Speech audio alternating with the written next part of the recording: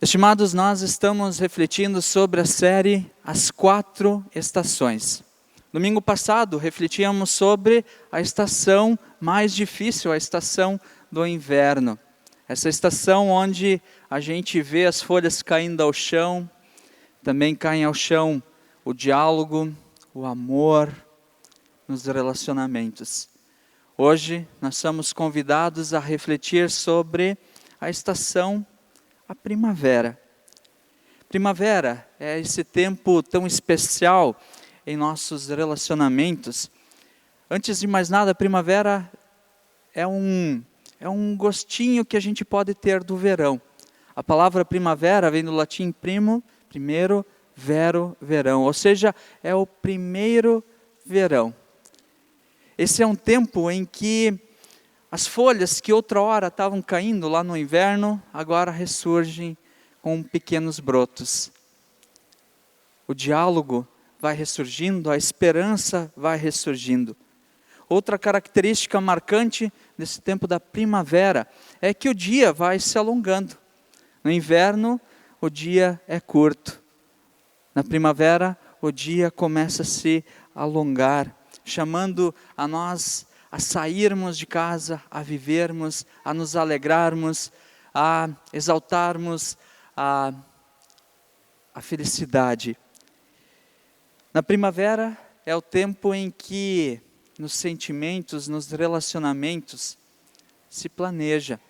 É o tempo em que se faz planos, onde o diálogo flui, onde há esperança. E em consonância com esse tempo, eu convido a nós lermos o texto bíblico de Zacarias, capítulo 10, versículos 1 e 2. Vale a pena destacar que o livro de Zacarias, ele é o penúltimo livro do Antigo Testamento. Por muitos, ele é considerado como o livro apocalíptico do Antigo Testamento, pois ele aponta que Deus virá. Ou seja, ele aponta a vinda de Jesus Cristo. Também, o livro ele demonstra o poder e a soberania de Deus sobre a vida e sobre a morte. Ele é o único criador e mantenedor da vida. O texto bíblico, para quem está aqui pode acompanhar. O texto diz: peçam ao Senhor chuvas de primavera, pois é o Senhor quem faz o trovão, quem envia a chuva aos homens e lhes dá as plantas no campo. Porque os ídolos falam mentiras, os adivinhadores têm falsas visões e contam sonhos enganadores. O consolo que eles trazem é vão, por isso o povo vagueia como ovelhas aflitas pela falta de um pastor. Até aqui, leitura da palavra do Senhor. Estimados, o texto bíblico nos deixa claro que Deus, o Senhor, é o soberano sobre a nossa vida. O profeta, ele destaca a fé em Deus e não a ídolos, e muito menos a pessoas, como adivinhadores e outras pessoas. Pois essas pessoas só perturbam, fazem com que o povo ande vagando como ovelhas sem pastor. Pois diante das adversidades, diante das aflições, diante das estações como o inverno, difíceis de se atravessar, o único que ouve a nossa oração é o Senhor. O restante são ídolos. O único que ouve é o nosso Senhor. O único que pode dar chuvas de primavera. Mas o que significa esse termo, chuvas de primavera? Primeiro, vale a pena observar que lá em Israel, lá na região de Jerusalém, as chuvas de primavera, elas são as últimas chuvas depois do período de inverno. Ou seja, se não vierem as chuvas de primavera, não há colheita, não há plantação. Consequentemente, naquele tempo não havia os celeiros, tanto quanto hoje. Se não tem chuva, não tem colheita, haverá fome, haverá conflito. consequentemente também há doenças. Ou seja, as chuvas de primavera, em uma primeira análise, representam a bênção num sentido completo da nossa vida. E um segundo sentido, no segundo ponto que nós podemos chamar a atenção, é que o povo é chamado a se colocar diante de Deus em oração. E o povo ouve esse conselho do profeta Zacarias e se coloca em oração, reconhecendo que Ele é o Senhor soberano da nossa vida. E aqui vale a nós fazermos uma pergunta: será que nós temos orado a Deus chuvas de primavera? Ou seja, será que nós temos clamado a Deus reconhecendo que Ele é o Senhor soberano sobre a nossa vida? Será que nós temos seguido o primeiro mandamento? Qual é mesmo o primeiro mandamento? Não estou ouvindo. O primeiro mandamento é: eu sou o Senhor, o teu Deus. Não terás outros deuses além de mim. O povo segue esse mandamento ao se colocar diretamente, inteiramente nas mãos de Deus. Nós sabemos que muitas vezes nós tropeçamos nesse mandamento, nós falhamos, mas mesmo assim Deus se faz presente na nossa vida. Ele não nos deixa atravessar as estações sozinhos. E quando nós olhamos para as Sagradas Escrituras, nós percebemos um Deus que se revela em cada estação. Há inúmeros textos que demonstram que Deus age no inverno, no verão, no outono. E eu quero destacar aqui alguns textos, algumas passagens que demonstram que Deus também se revela, demonstra a sua misericórdia, todo o seu amor na primavera. O primeiro texto é de Gênesis 18, versículo 14, onde demonstra que Isaac nasce na primavera. Deus concede a Sara, depois de um longo período de outono na vida dela, ela recebe essa boa notícia e concebe Isaac, demonstrando que para Deus nada é impossível.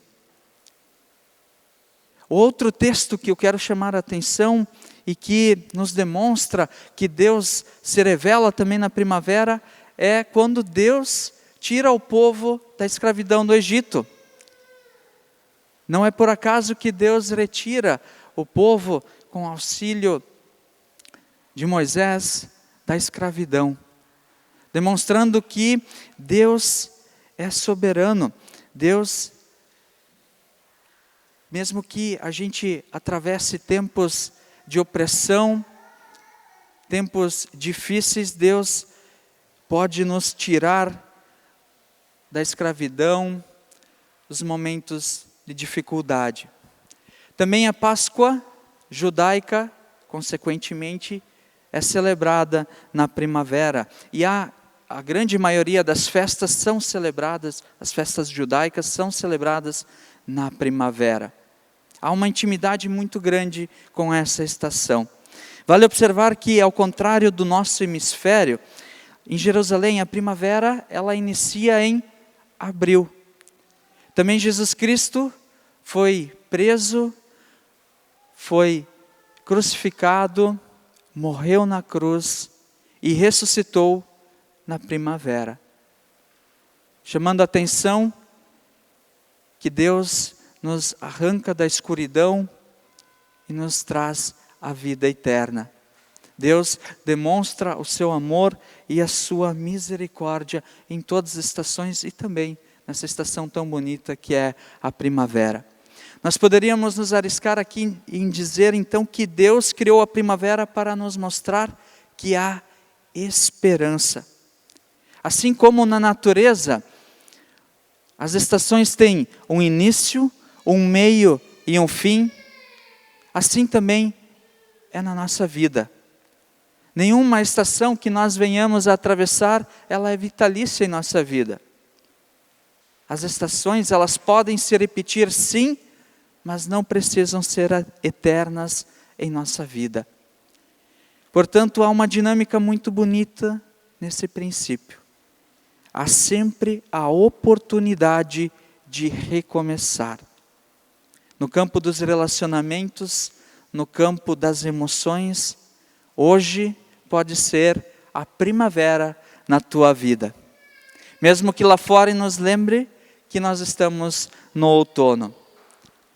Mas, como nós sabemos se nós estamos na primavera ou não? Nós percebemos que nós adentramos na primavera em nossos relacionamentos, em nossa vida, quando ressurge o diálogo, o amor, a esperança, o cuidado, a compreensão, o perdão, o diálogo, a cumplicidade, e aí por fora há uma lista grande de palavras. Palavras que são frutos de boas sementes, que germinam à luz da primavera e das chuvas de verão, de primavera, perdão.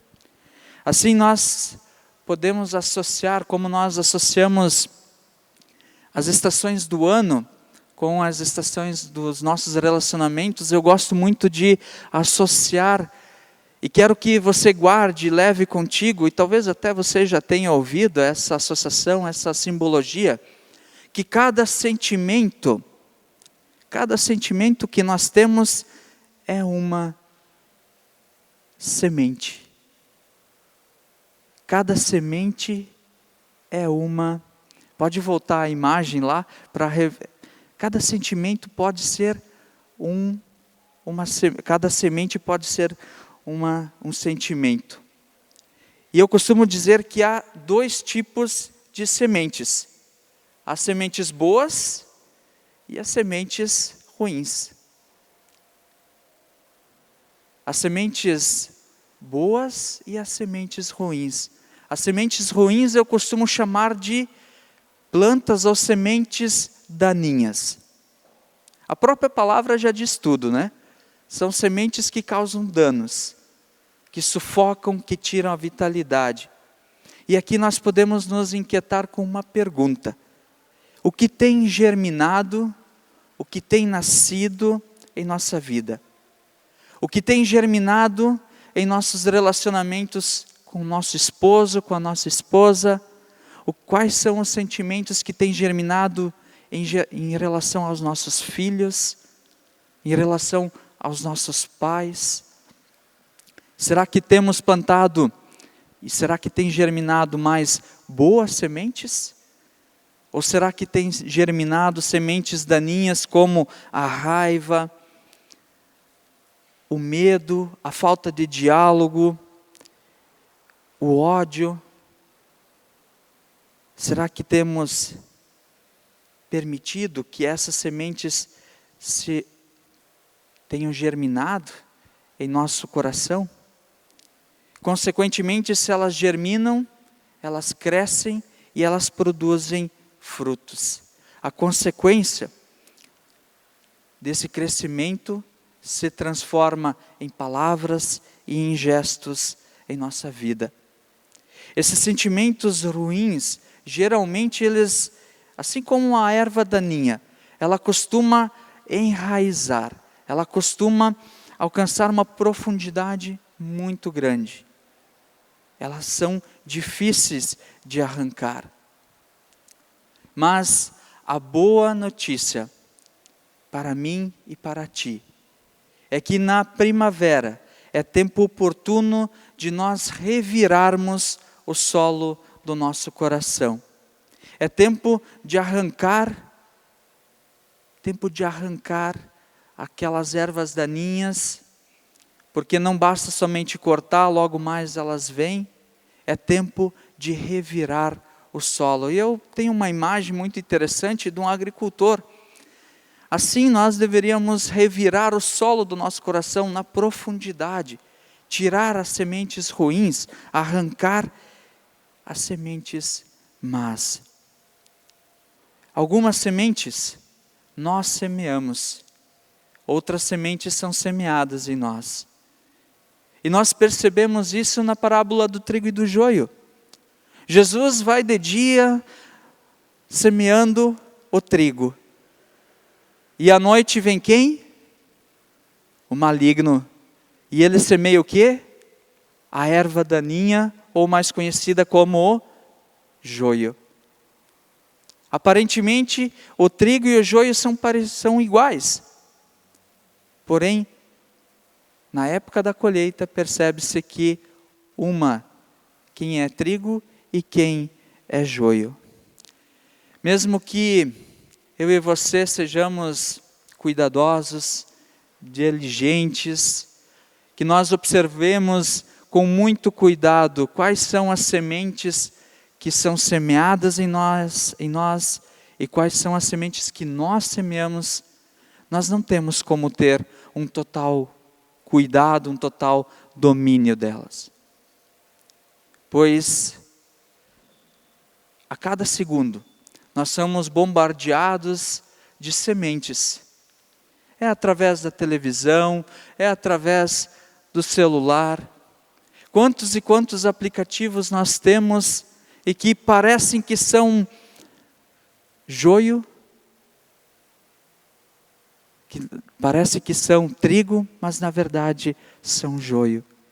Quantos e quantos vídeos nós olhamos e aparentemente são inofensivos, mas são sementes que são plantadas em nós, e se nós não cuidarmos, elas vão crescendo, e com o tempo essas sementes vão produzindo frutos. E aqui vale observar que um dia,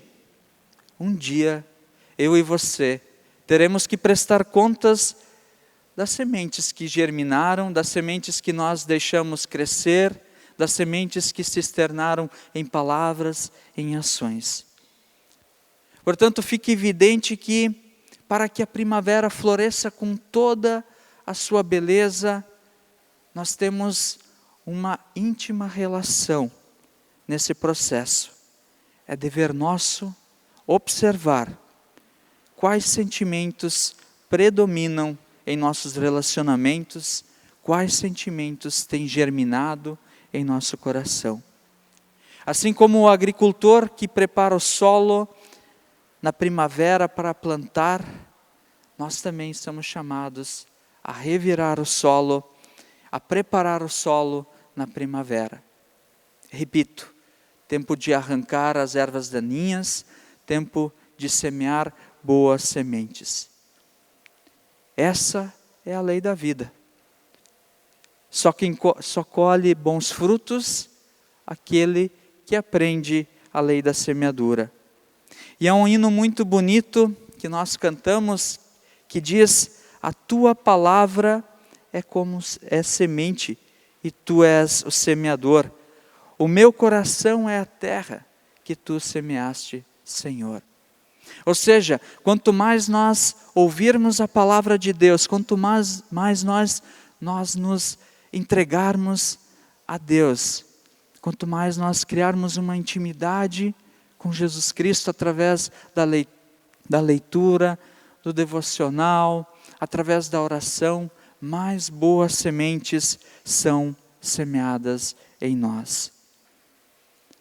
E essas boas sementes produzem bons frutos, como o amor, a paz, a paciência, a delicadeza, a bondade, a fidelidade, a humildade, o domínio próprio. Assim como nós lemos em Gálatas capítulo 5, versículo 22, que são os frutos do Espírito. Esses frutos são essenciais em nossos relacionamentos como casais, nosso relacionamento com nossos filhos e também com os nossos pais. Amor, paz, paciência, delicadeza, fidelidade, humildade, domínio próprio.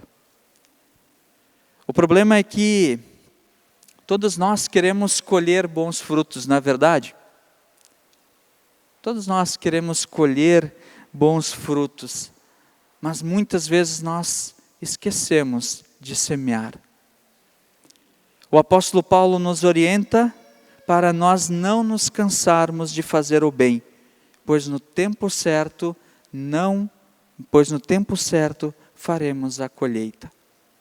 E quando nós caminhamos por aí, é muito fácil nós ouvirmos pessoas nos relacionamentos, principalmente no casamento, dizendo: olha, eu já cansei, já fiz tudo por esse casamento, já semeei boas sementes, cansei, não deu frutos, desisti. E assim há muitas outras desculpas. E é compreensível que às vezes nós nos frustremos, nos desanimemos. A nossa frustração também tem espaço no colo de Deus.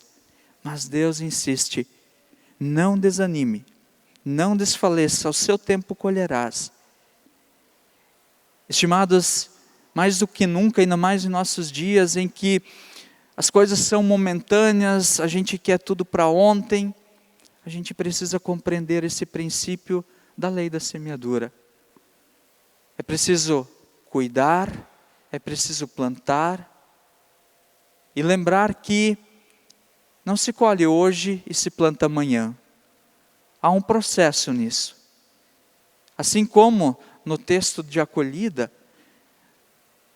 no Salmo, é Deus quem faz germinar, é Deus que dá o cultivo. E aqui nós podemos nos voltar à pergunta feita: o que tem germinado em nosso coração? Quais são as sementes que prevalecem em teu coração? Para essa pergunta, Jesus Cristo nos ajuda a responder. Jesus diz: a boca fala daquilo que o coração está cheio. Ou seja, uma hora ou outra, os frutos germinam e crescem.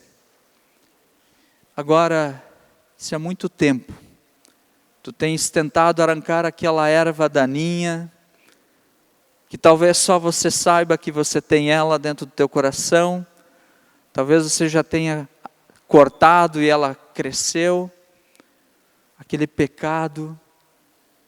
Talvez há muito tempo você tenha vindo lutando para que o solo do teu coração seja repleto de boas sementes, mas talvez você tenha percebido que há muitas sementes daninhas, muitas plantas daninhas.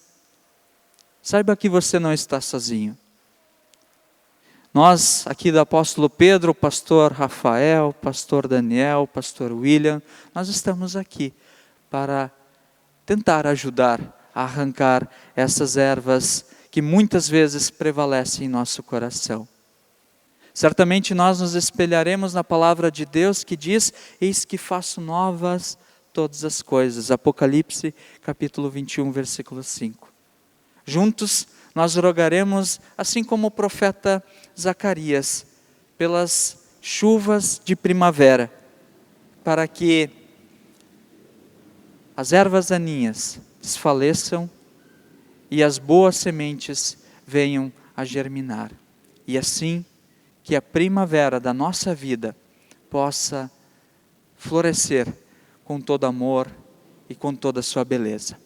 Que a paz e o amor de Deus, que excede todo o nosso entendimento, guarde a nossa mente e o nosso coração em Cristo Jesus. Amém.